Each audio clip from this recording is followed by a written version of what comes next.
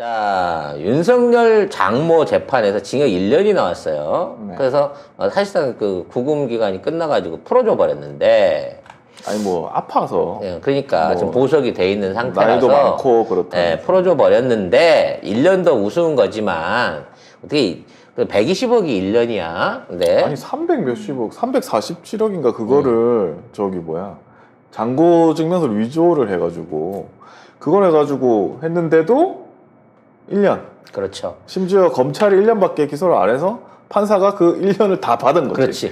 때린 대로 다 해준 거야. 이런 게 어딨어 도대체 진짜. 심지어 위조를 한 놈은 죄인인 거고 3년 반을 살았는데 위조를 갖고 돈을 땡긴 사람은 제가 1년짜리가 되는 이런 사상 초유의 판결이 있었는데 이 판결에서 김건희 이름이 등장했다는 거죠. 그렇습니다. 네.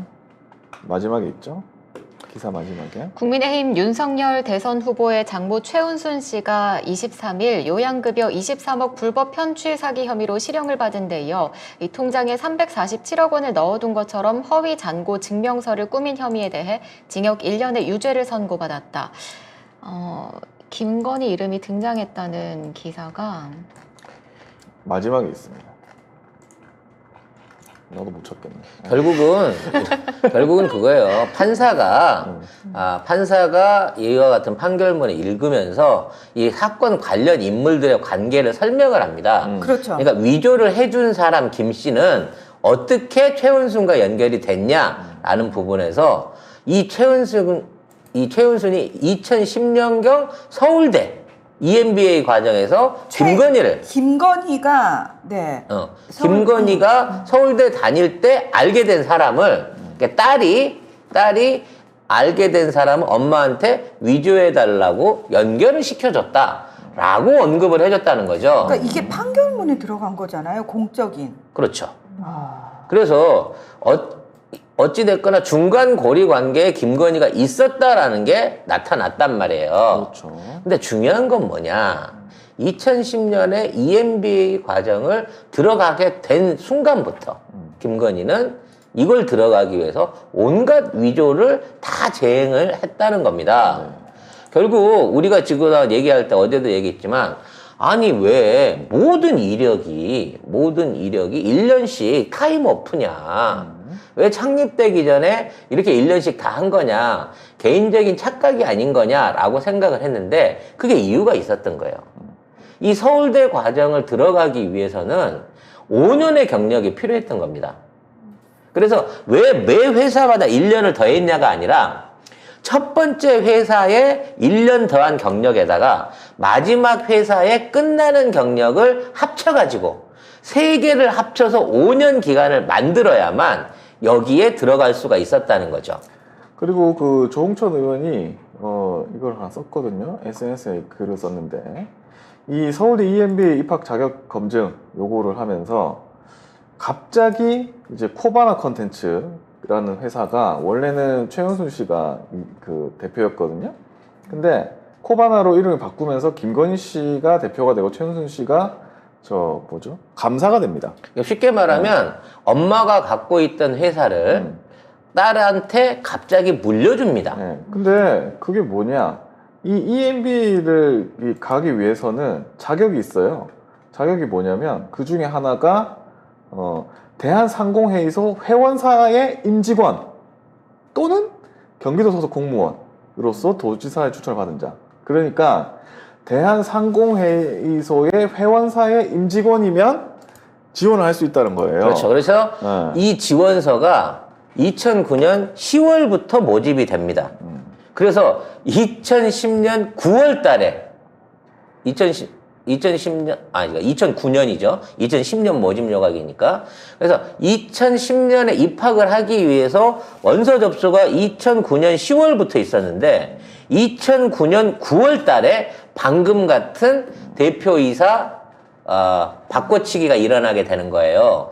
그리고 그동안 한 번도 상공회사에 가입을 안 했다가 요때 갑자기 9월 달에 회비 25만 원을 내고 한 번 딱 내고 그 뒤로 안 냈어. 임시 회원이 됩니다. 그 뒤로는 안 냈어. 네.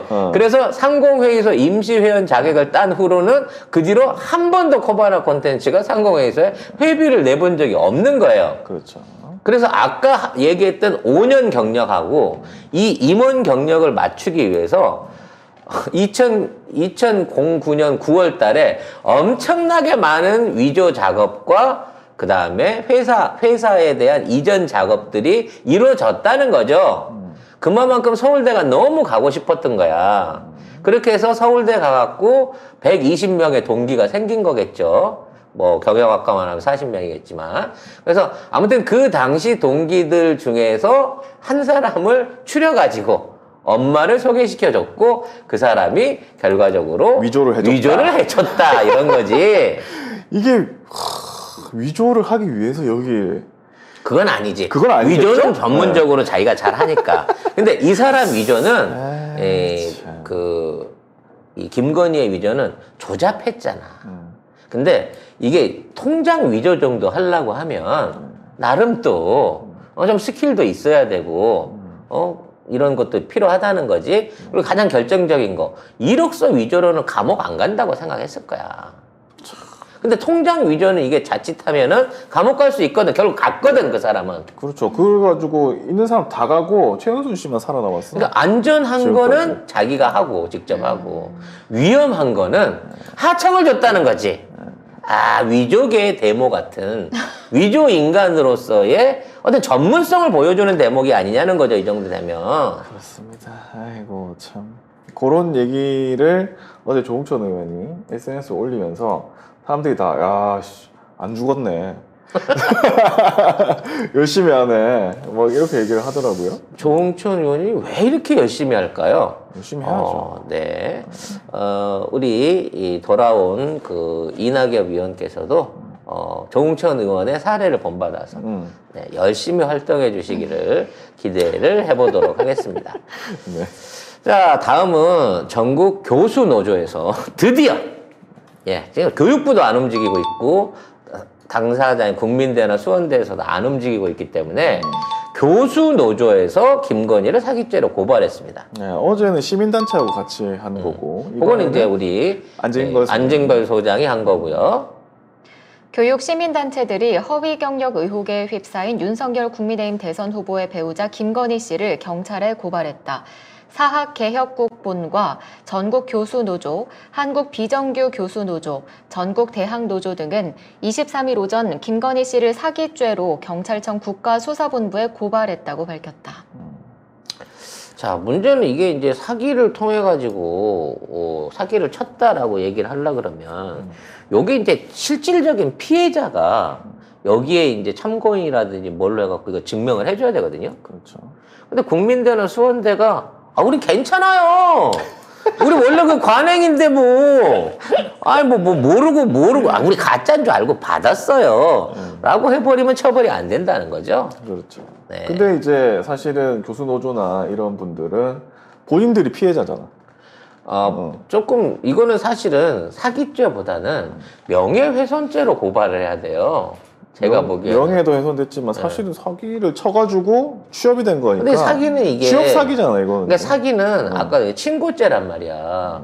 당한 사람이 해야 되거든.